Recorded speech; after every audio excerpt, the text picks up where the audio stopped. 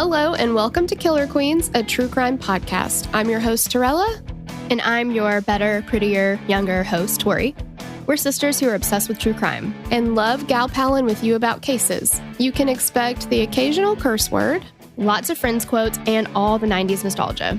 To get in on the conversation, check us out at killerqueenspodcast.com. You can also find us on Instagram and Facebook at Killer Queens Podcast, and we're on YouTube at Killer Queens, a true crime podcast.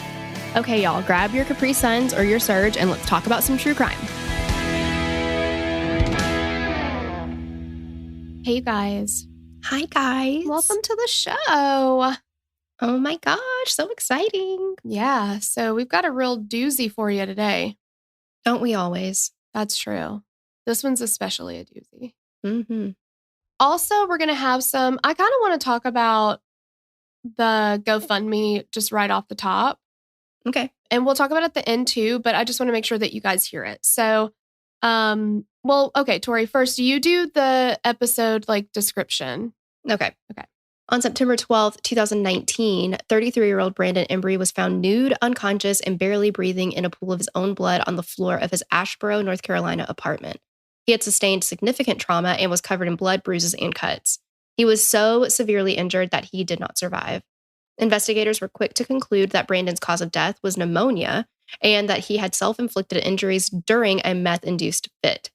They closed his case less than 6 months after his death, stating that they did not have enough evidence to investigate Brandon's death as a homicide. Erroneous. Exactly, yes.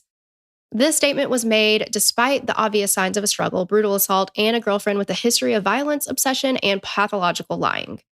Brandon's mother, Sarah, however, is determined to make sure that her son's story is heard and that he gets justice despite what the Asheboro Police Department failed to do. Okay. So there is a GoFundMe, and this is raising money for an independent autopsy, and we will link to it. So it's linked below in the show notes. It's Justice for Brandon Embry, organized by Sarah Lee, and Sarah is his mom, like Tori said.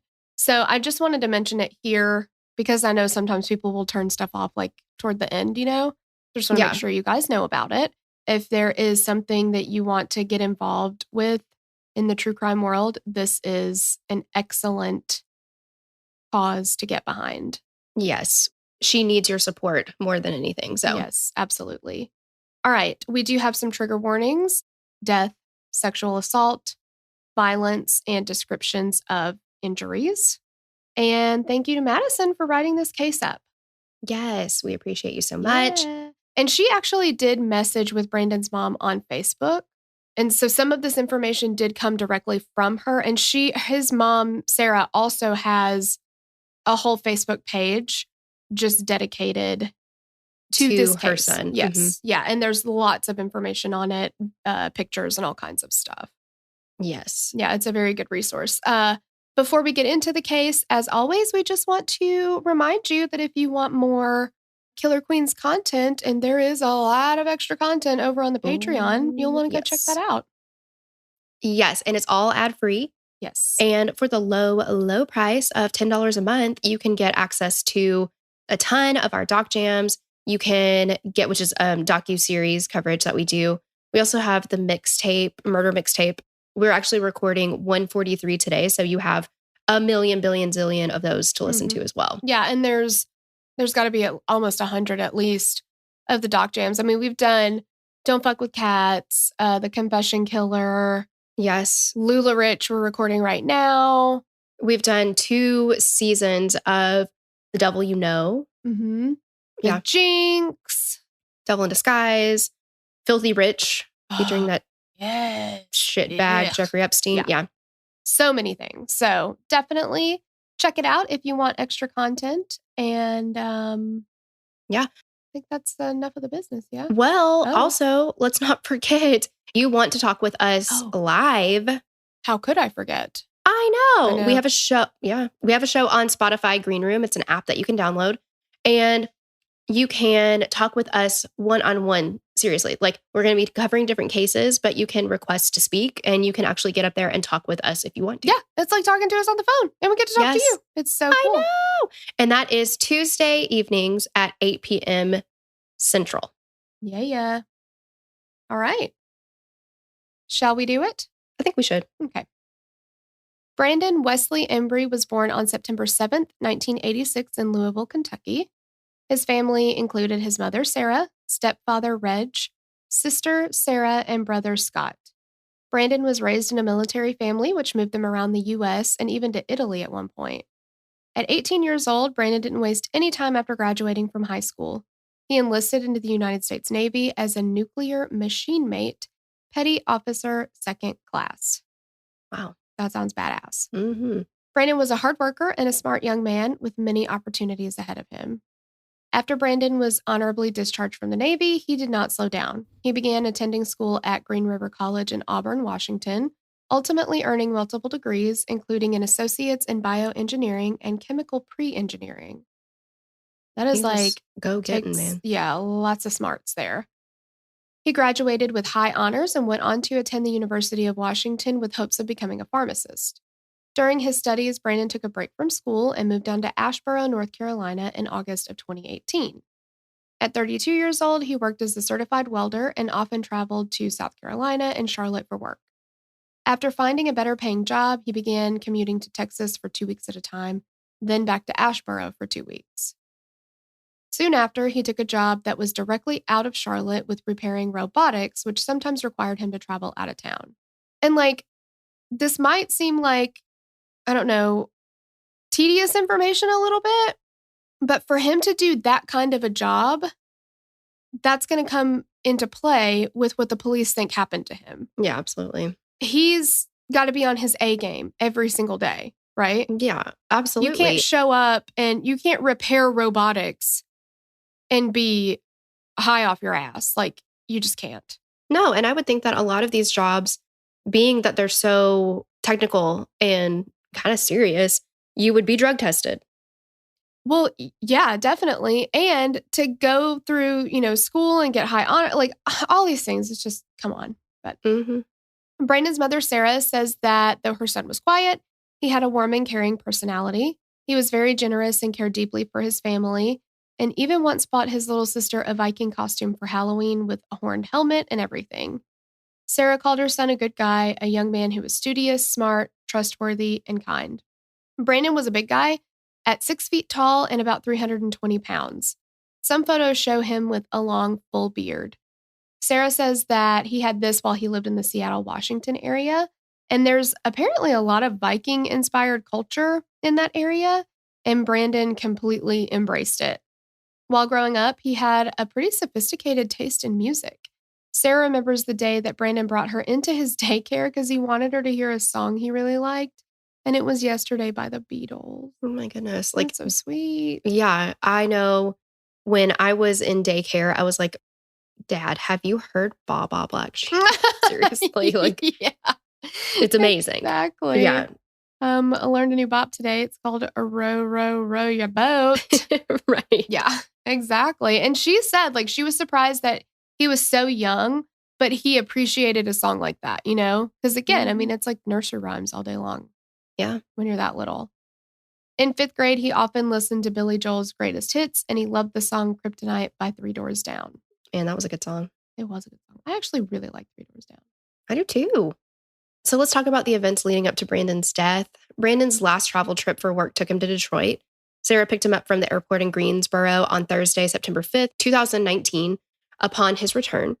The next day, Friday, Brandon came over to Sarah's house to watch her dogs. She recalls how good he was with her dogs, laughing and smiling as they played on the floor. And when Sarah and her husband came home the next evening, Saturday, around 8 or 9 p.m., Brandon had just left. Sarah said that she was a little bit disappointed that she didn't get to see him, but probably figured that he wanted to go home and start celebrating for his 33rd birthday, which was that day. She had spoken to him briefly on the phone while they were driving and told him happy birthday. Earlier at 7:36 p.m., Brandon had texted his stepfather and told him that he'd had plans to meet a girl that night. It was his birthday, Saturday, November 7th, but that she'd canceled on him. On Monday, September 9th, Brandon texted his mother and told her that he had a bad headache, which was terrible timing because he had a lot of stuff that he needed to take care of. The next morning, Tuesday the 10th, Brandon texted Sarah very early. She called her son back later that day, but he didn't answer, which was not exactly out of the ordinary. The following day, Wednesday the 11th, Sarah called Brandon again, but he still didn't answer. She attempted to check his phone location on her phone, which normally worked, but the screen just continued to spin and it never loaded. She made the decision to drive to his apartment the next morning to check on him. Sarah brought her daughter with her, and they arrived at Brandon's apartment around 2:45 p.m. on Thursday the 12th. She hoped that he was just sleeping late after having spent the night before out celebrating his birthday, but nobody answered the door and it was locked. The back door was also locked. Sarah noticed that one of the back windows into Brandon's apartment was broken. She started to call maintenance for a key, but then decided to call 911 instead. First responders arrived at 3 p.m. to do a welfare check on Brandon. After forcing entry into Brandon's apartment while Sarah and her daughter waited outside, responders found Brandon nude on the floor of his bedroom. He was unconscious and appeared to have been beaten very badly. His head was lying in a pool of blood, and there was water that had overflowed from the bathroom, and it was everywhere. He was gasping for air, and EMS reportedly administered Narcan, a drug that only works if a person's respiratory drive is depressed secondary to opioid use. What? So that would include heroin, fentanyl, morphine, etc. Yeah. Why would they just give him Narcan? I don't know why they would. Why would they just quickly jump to that conclusion? Yeah. It was like immediately they decided. But that's what he needed. Yeah. I have no idea. That doesn't make any sense. I mean, I don't know. I mean, I guess if it's not going to hurt you, if that's not it, then I don't know. And they can't respond. I've never heard of it being like, we found somebody who's unresponsive. So we give those people Narcan because they can't tell us. Yeah. Is it just like protocol? Right. Just like, yeah. It doesn't make any sense. There was no change after administration, and paramedics quickly transported Brandon to the nearby Randolph Hospital in Asheboro. As Sarah sat in the waiting room, waiting for an update on her son, detectives asked her questions about Brandon and relayed information to the doctors. Some of the information included, or according to Sarah, wasn't even accurate. Eventually, one of the emergency room doctors came out to talk to Sarah. He told her that Brandon was very critically injured and very sick, and the prognosis was not good. They had transferred him out to Moses Cone Hospital in Greensboro for a higher level of care. The staff at the hospital did everything that they possibly could to help Brandon, but unfortunately, his injuries were too severe and his body couldn't fight any longer. Brandon Embry died on Friday, September 13th at 8:57 p.m. So obviously, Brandon's family is devastated at this point, and they have a million bajillion questions. On September 16th, an autopsy was performed. 2 officers, Detective Lori Johnson and Officer Macon, were present. You guys are going to want to remember Detective Lori Johnson, if it's even fair to call her that. Yeah. Yeah. If that's even her real name. Yeah, exactly. You'll want to go ahead and just get your windows ready to be open. Yes. And say goodbye to all of your stuff. Yeah. Write Detective Lori Johnson on all of it, too. Yeah. On Wednesday, the 18th, Sarah finally made her way to Brandon's apartment. She hadn't been inside yet and was horrified when she walked in. The apartment was absolutely destroyed. And again, if you guys go to the Facebook page that Sarah has set up, which again, we will link to, you'll see the pictures. And this is not how Brandon normally kept his home. So if you see it, even if you don't know this person, you can see that there has been a struggle and something awful happened there. That's just immediately apparent. Yeah. It's just so crazy.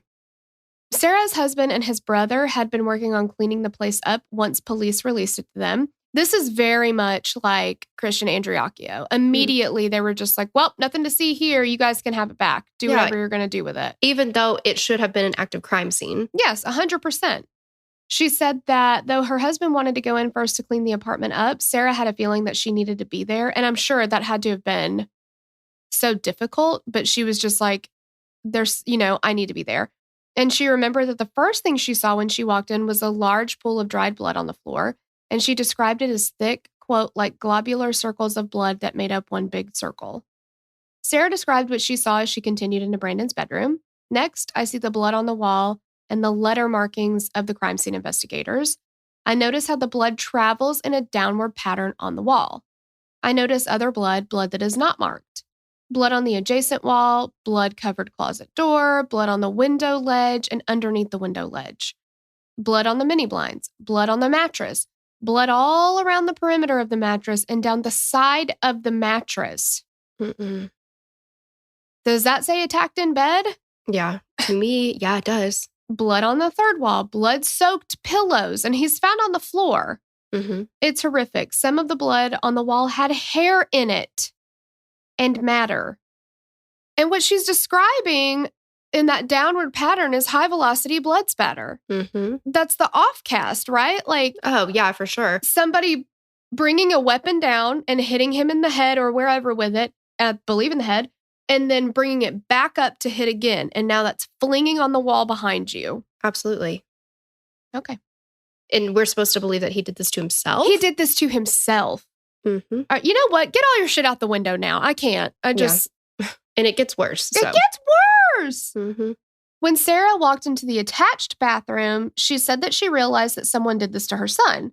There was blood on the walls in the bathroom, some that appeared to have mixed with water, and some that looked like there were drips of a liquid running through. There was a round area of blood on the broken mirror, with strands of hair caught in the glass. She likened it to when someone sprays a cleanser on something and the liquid runs down and leaves lines. Her husband and brother-in-law began examining the blood with Sarah. Her husband noticed what appeared to be blood spatter that reached almost up to the ceiling. Again, that's cast off. Mm-hmm. Like, I've watched enough stuff to know that that's what that is. Yeah. So Sarah started taking her own photos. After seeing all of the blood on Brandon's mattress, she asked her husband if the police had taken the bed linens for evidence. Her husband told her no, that they'd been soaked in water and he'd taken them to the dumpster. After retrieving the linen, Sarah spread them out and saw large orange-tinted areas. Upon further inspection, they also found blood inside of the large water heater closet that was in Brandon's bedroom. Sarah immediately called police so the detectives could return to see her findings, because at this point, they've missed all of it. Well, did they investigate? No. They walked in and they were like, is this not what a normal apartment looks like? Yeah. I mean, clearly pneumonia. Like. Clearly pneumonia. Yes. Yeah. I mean, unless we're talking about a cabin fever type of illness. Right. How do you get something other than he was brutally attacked by someone and murdered? Now, here's the question that I have. The window being broken, was that like just like the latch was broken? I don't know that we know this information. Or was it like somebody broke in through the window? Yeah, I don't know about that. Like, I'm not sure exactly. Shouldn't that be suspicious, though? Right. Yeah, either way, shouldn't it be suspicious? Yeah. Because everything else is locked. So did somebody get in through this window? Well, absolutely. And like, he's in an apartment. If he noticed that the apartment or the window was broken, there would be like a maintenance request for it at the very least. Right. And this is a first floor apartment. So it would make sense that somebody could try to get in through a window. Absolutely. If it had been broken before, you know what I mean? Like if it had been broken and he was like, oh, okay, he probably would have been like, hey guys, my apartment window is broken. Yeah. Detective Suddeth arrived at Brandon's first floor apartment and told the family that his partner, Detective Johnson, would be there soon. Don't bother, leave her home. But yeah, exactly. She had taken the trip to Raleigh to oversee the autopsy, and as they showed Detective Suddeth their concerns about the blood and what they'd found, Detective Johnson arrived on the scene. She told Sarah and her husband that she determined that Brandon was high on methamphetamines and beat himself up, destroying his apartment in the process. How? Yeah.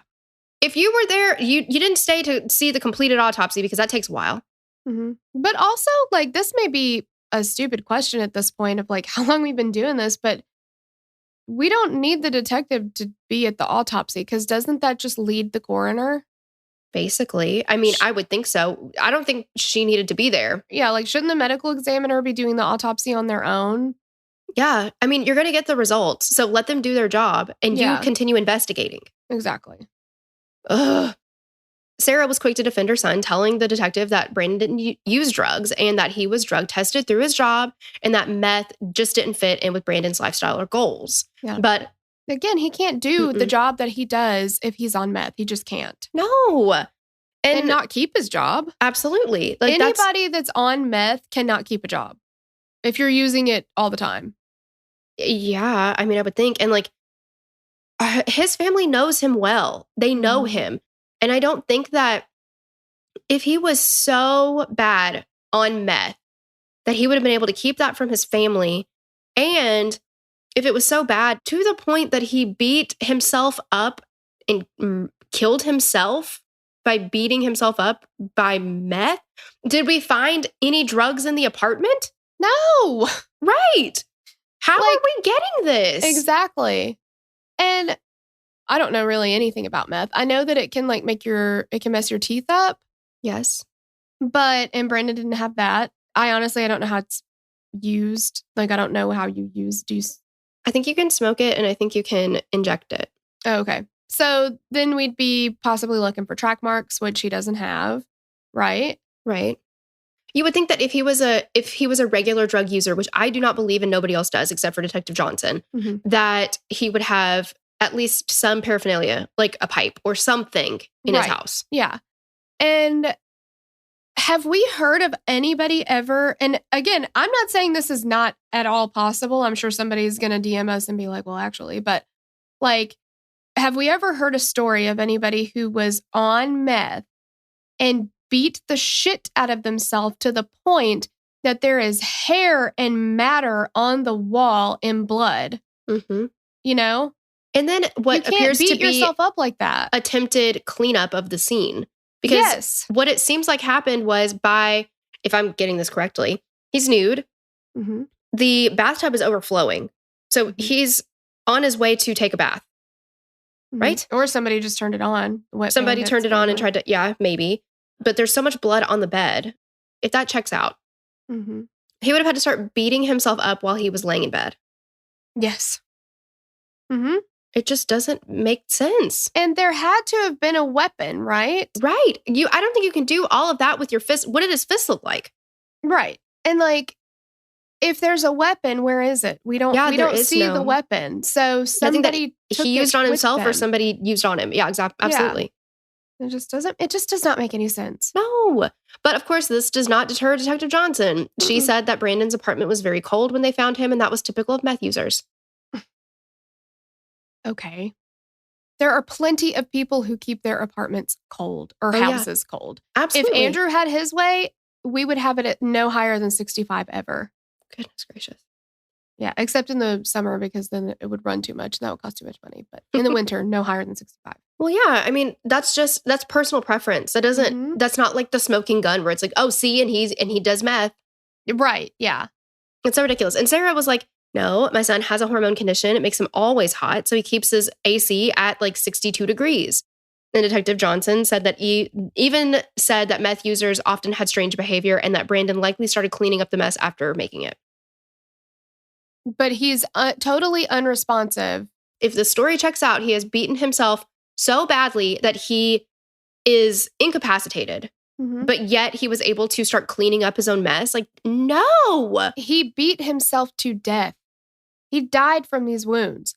He beat himself to death. When has that ever happened? What doesn't make any sense to me is how detectives and law enforcement sometimes will come to this ridiculous explanation of what happened, right? They're like, oh, well, clearly.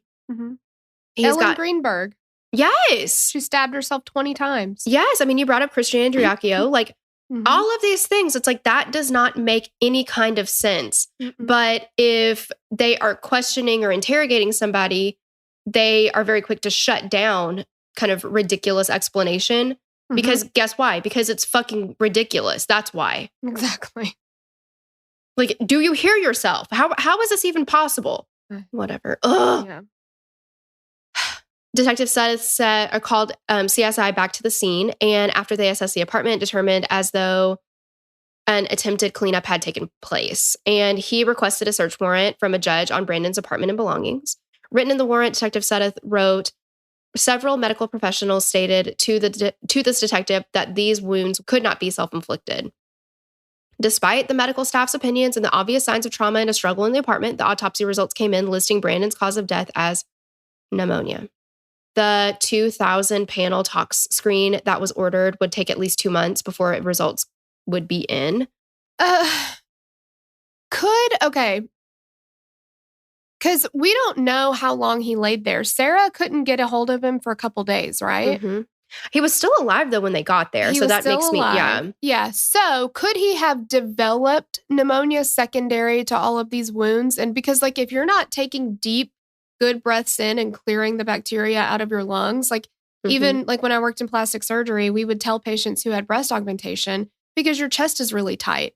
And we would have to explain to them, you have to make yourself take a deep breath in after surgery. Because a lot of people will try to do that, like, you know, a little bit more of a shallow breath because it hurts. And we're like, no, you have to do that because patients have developed pneumonia after surgery from not breathing properly, right?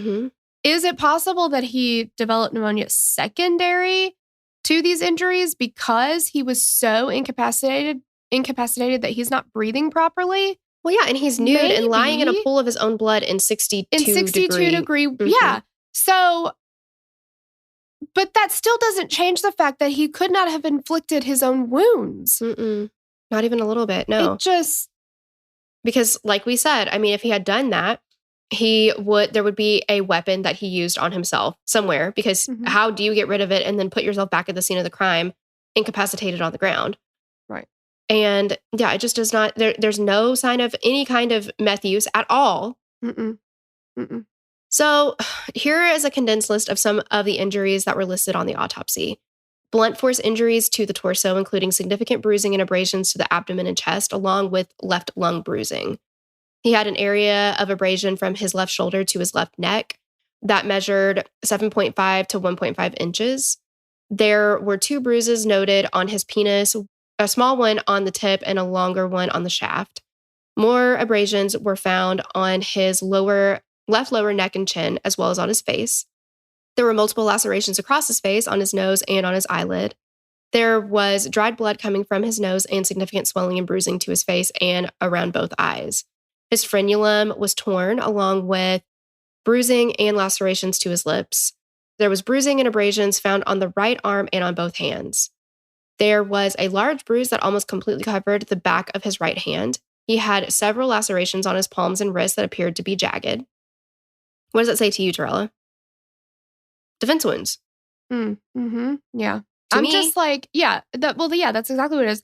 I'm like, just hearing all of this, and you're like, he did this to himself? Yeah, and we're not done yet. A bruise measuring 11 1/4 by 8 inches from his right lower leg to right knee, with a similar bruise found on his left lower leg and knee.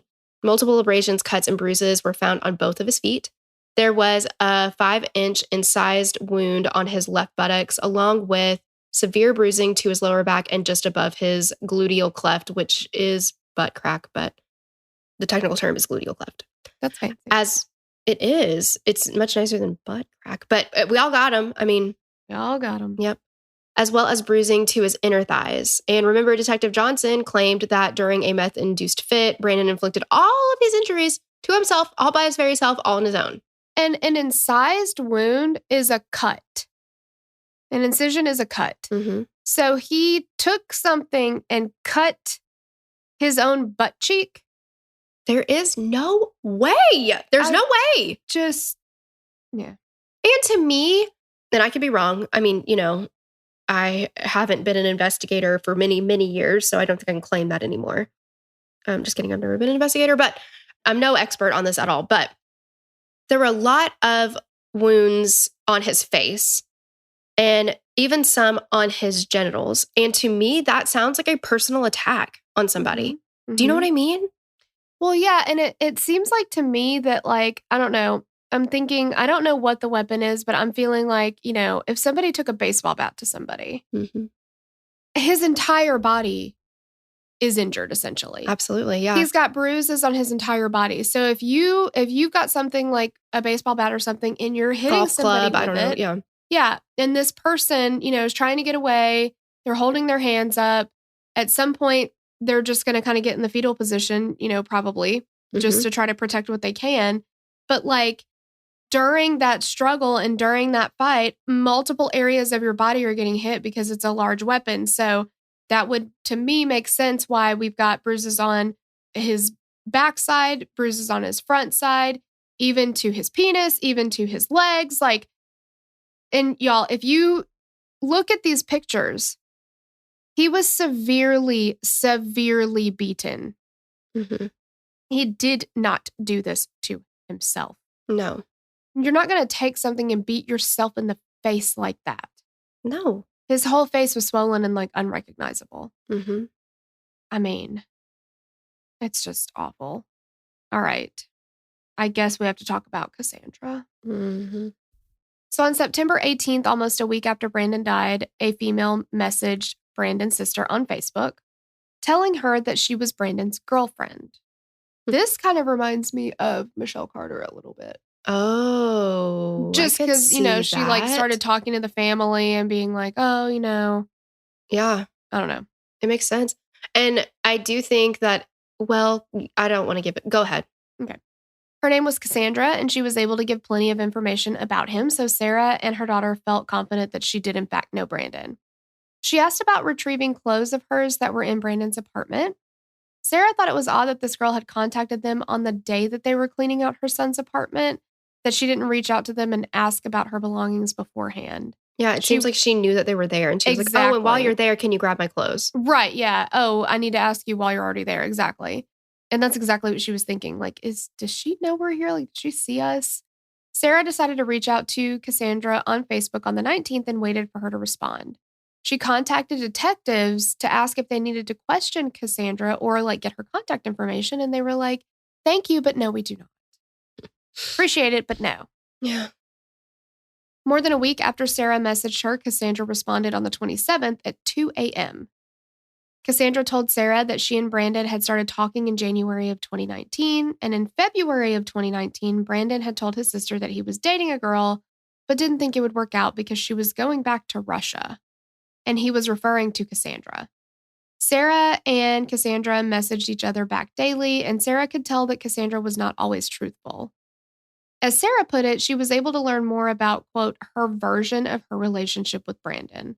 So that tells you anything. Mm-hmm. Cassandra said that she was from Russia and going back soon, and that her family was in prison.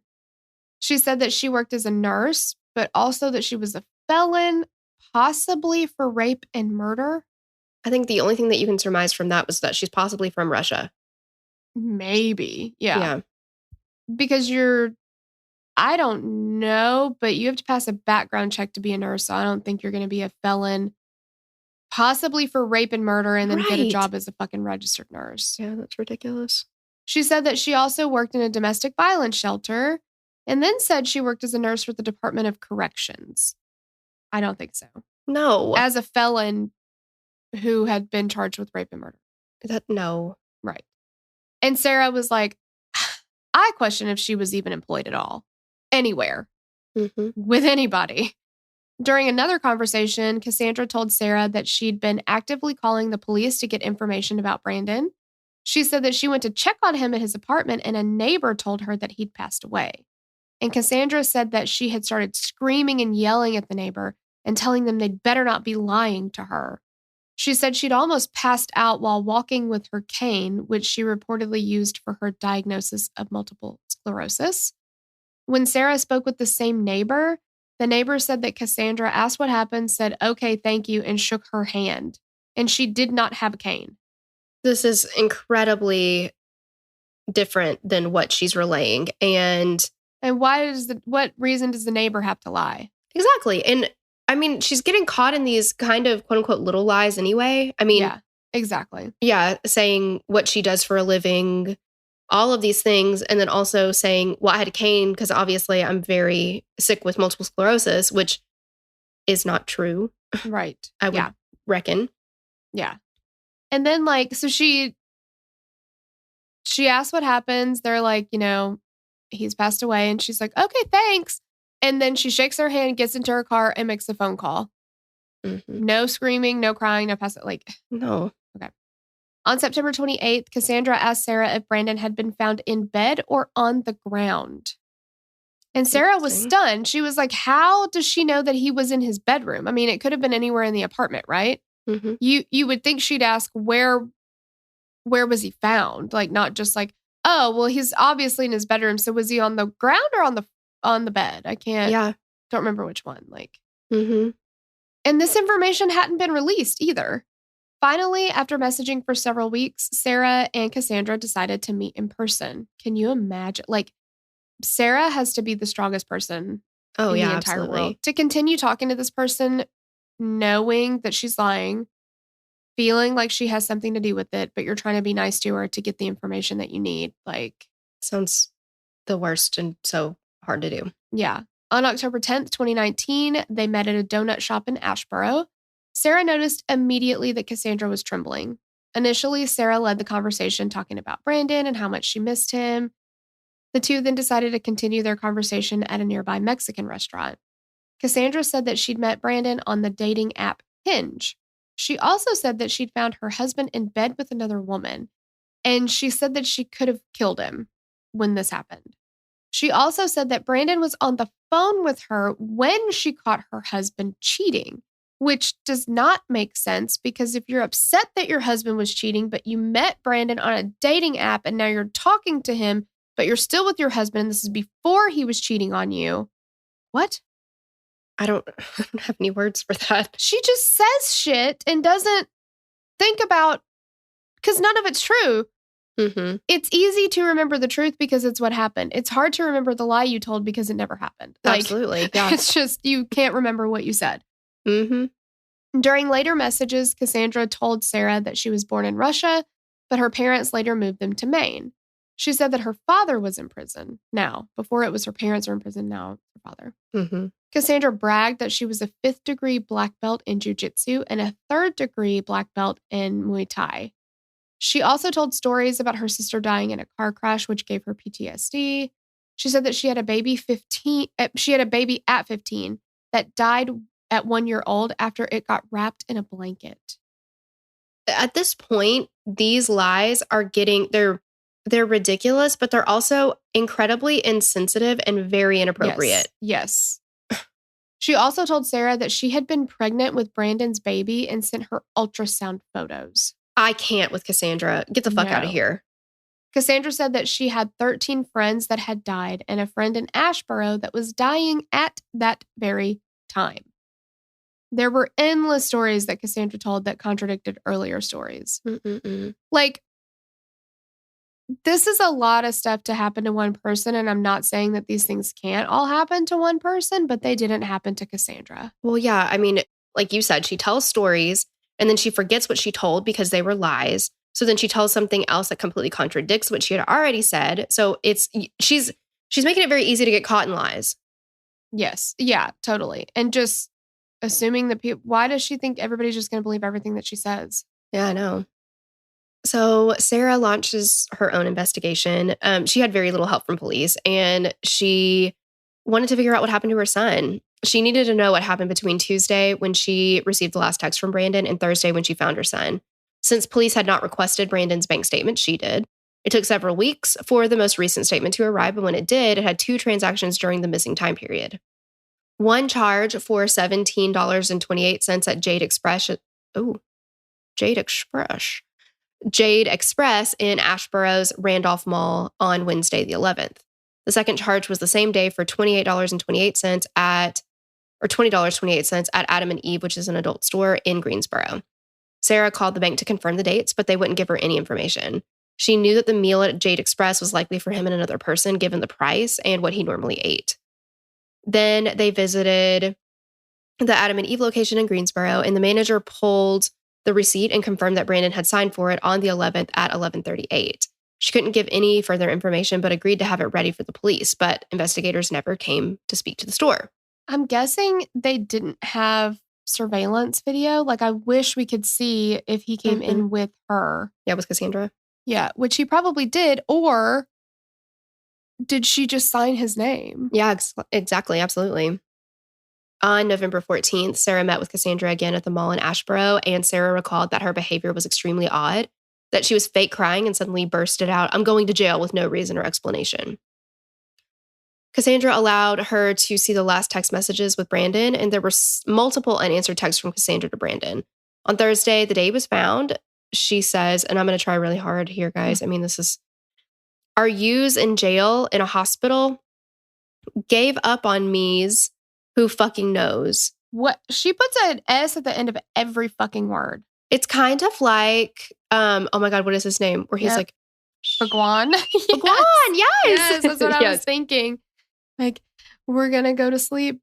Yes.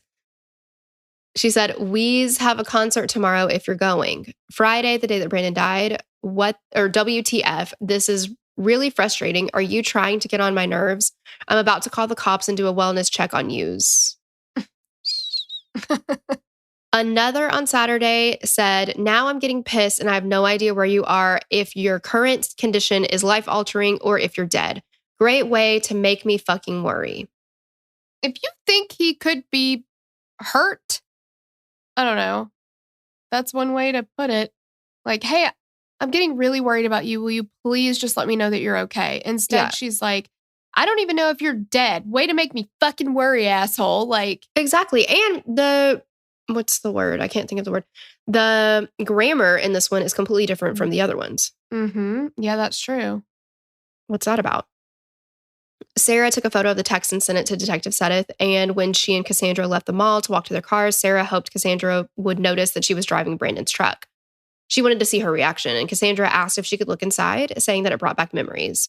Sarah thought that as she looked inside, she appeared to be scanning it, kind of surveying it. Sarah said that while she was dealing with Brandon's belongings, she noticed that his truck was unlocked. And according to her, Brandon was very adamant about making sure his car door was always locked. Now, if somebody said, hey, Torella's car is unlocked, I would say, big fucking whoop, because she never locks that shit. Yeah. But Brandon always locked his car. Mm-hmm. Mm-hmm. Mm-hmm, mm-hmm. So when she looked inside, she saw several spots of blood as well as signs of a cleanup, particularly behind the driver's seat. There were 2 lift and peel seals inside of the truck. The same seals were found inside on the bottles of Walmart brand bleach found inside of Brandon's apartment. The following day, Cassandra was contacted by police to come in for questioning. She immediately called Sarah over Facebook audio, telling her how worried she was about what the police knew that she didn't, and she wasn't sure if she could trust the police. She spoke about sleeping pills and said that maybe Brandon overdosed intentionally. And Sarah found it strange that Cassandra claimed to know the exact sleeping pills that Brandon took.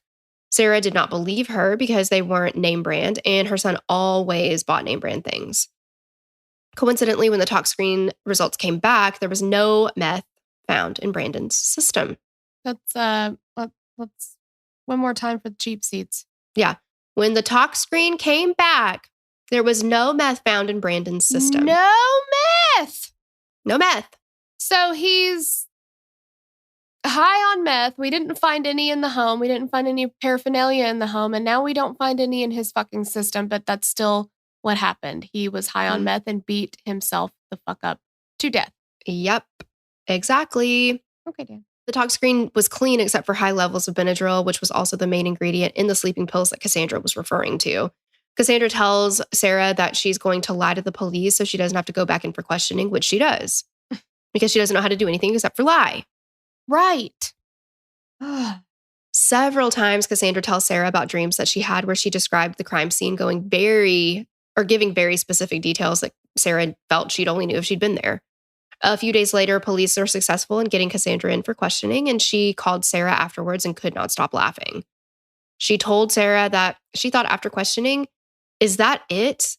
Cassandra said that the female detective spent much of the interview bad-mouthing Brandon. Detective Sedith had put in for a search warrant on Cassandra's phone. Early December, Sarah's husband finds an orange dead blow hammer at Brandon's apartment that looked to have bloody fingerprints on it and brings it to police. Detective Sedith said that he feels confident that Cassandra is close to confessing and that he will call her the next day with the results of the phone search warrant. Detective Sedith never contacts Sarah again. She and her husband called the police department to find out what Detective Sedith to find out that he was promoted and transferred, and Detective Johnson would now be over Brandon's case. So he says he's about to get Cassandra to confess. He believes that this hammer has could something be the to weapon. do with it. Yeah, sure. And then literally that day, it seems like he's promoted and transferred completely out. Right. And now we have the most incompetent person on the case. Mm-hmm. Totally over the case. The person who's convinced that he did all this to himself. Mm-hmm. Still. In January of 2020, Sarah knew that her son's case wasn't a priority to the police, so she did what any concerned parent would do, and she reached out to the media in hopes of finding more witnesses or information. The media turned to the police to ask more questions, and when they did that, they were told that Brandon's cause of death was pneumonia. Detective Johnson met with Sarah and advised her not to go to the media because it would hurt the case when it eventually went to trial. This clearly insinuated that the case was being investigated as something more than a natural death or drug overdose. Sarah reiterated her concerns about Cassandra's involvement, and she also told her that, according to a neighbor, Brandon was seen arguing with a man outside of his apartment on the last day that Sarah had heard from her son. Detective Johnson responded by telling Sarah that they found synthetic marijuana, an illegal substance in North Carolina, in Brandon's apartment. She said use of this caused Brandon to beat himself to death. Later, Sarah obtained a copy of the evidence log, and there was no record of any drugs being found in the apartment. Again, Brandon tested negative for any illicit substances, and in a later meeting with investigators, Sarah learned that the officer that accompanied Detective Johnson to the autopsy, that the medical examiner's first question to the detective was, "What are you looking for?" See, that's what I'm saying. Like, they're going to lead the medical examiner. The medical examiner needs to... They need to have an answer for what happened. Like, well, yeah, but the medical examiner needs to do what they need to do. They need to run the test. They need to whatever. Oh, yeah, no. There's no reason that the detective should be... And I know that sometimes they will get information like, like if there's a murder weapon nearby, like, okay, bring that to the medical examiner if we think it's a murder weapon. Could this have been the weapon that inflicted these wounds or something like that? Okay, right. Fine. Yeah, they might get, evidence and, some information, what was nearby, what were they, condition they were found in and stuff like that, maybe. But what are you looking for? What do you want? What do you want me to say I'm finding here? Yeah. Mm-hmm. What the hell? I can't.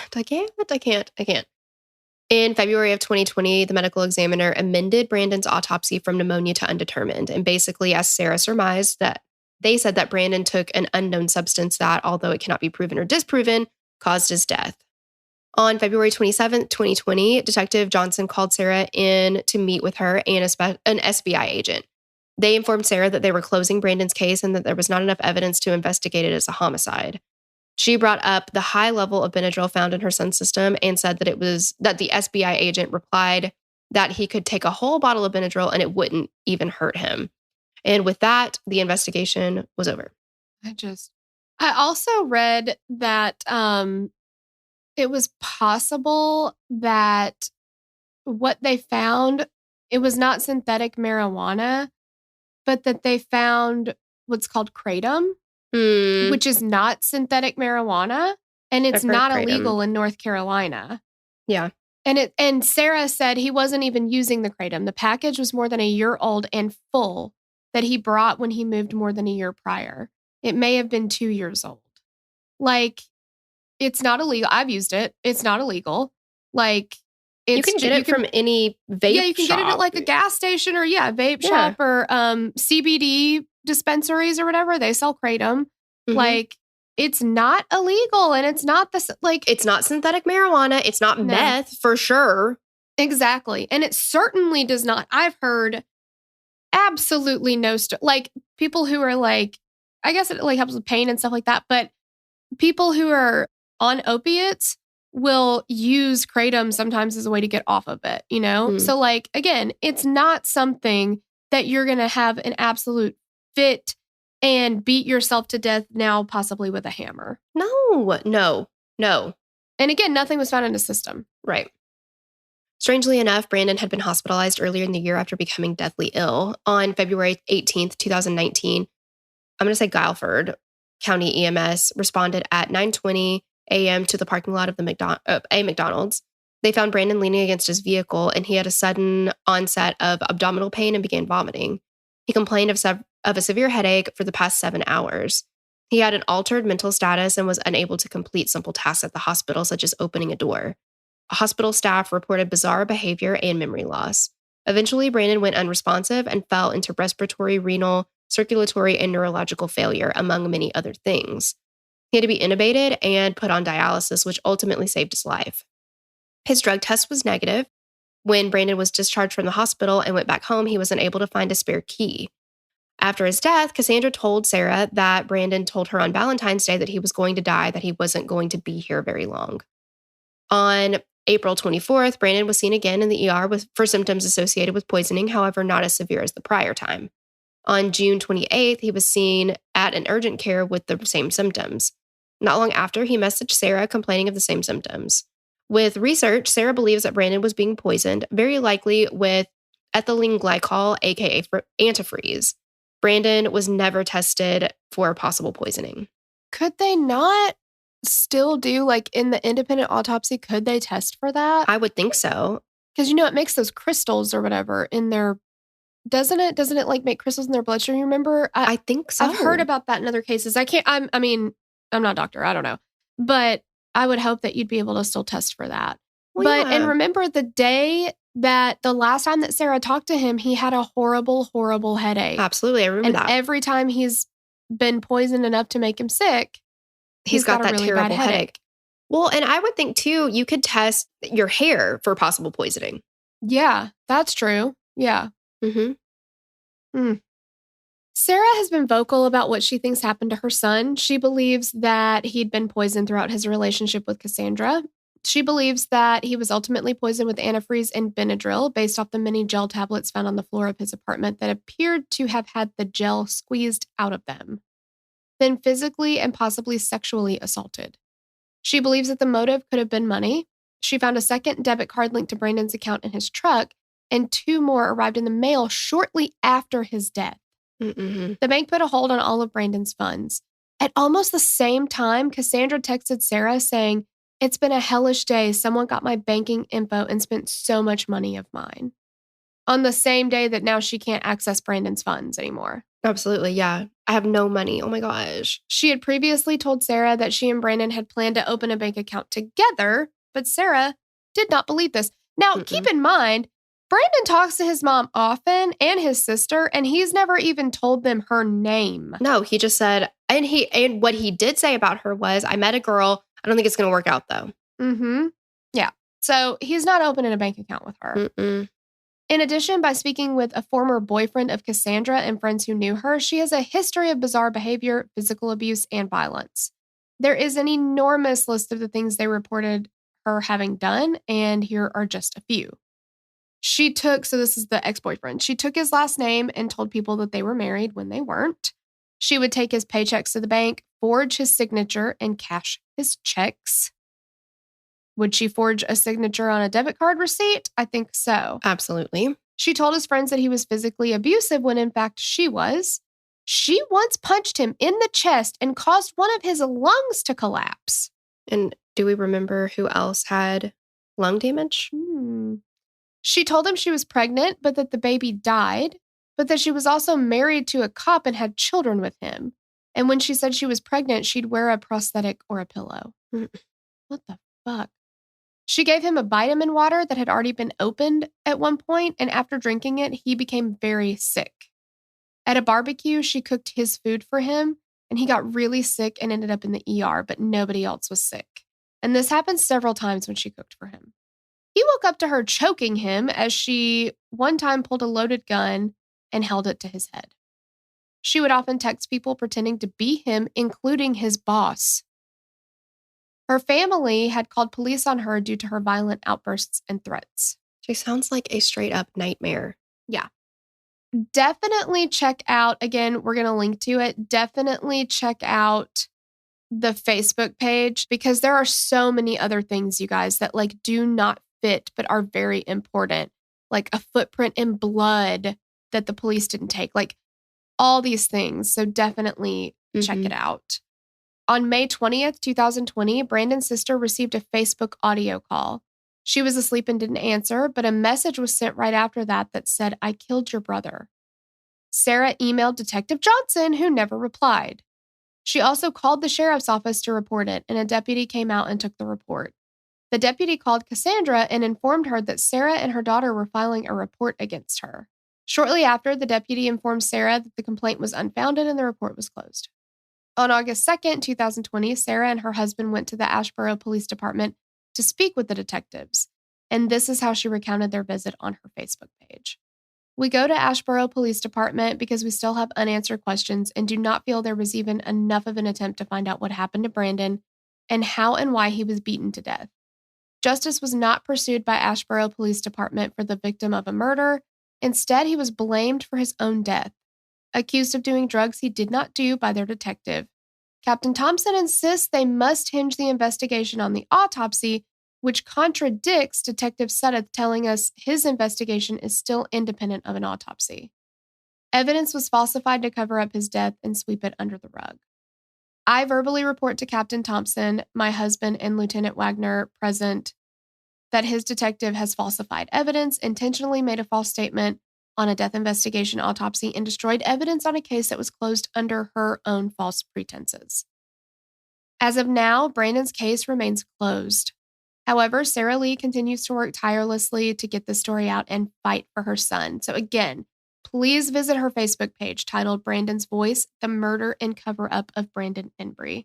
She shows ways that you can help. And there is so much more to this case that Sarah covers on that page. Like we said, please check it out. I mean, literally, there's not enough time to go through all of it here.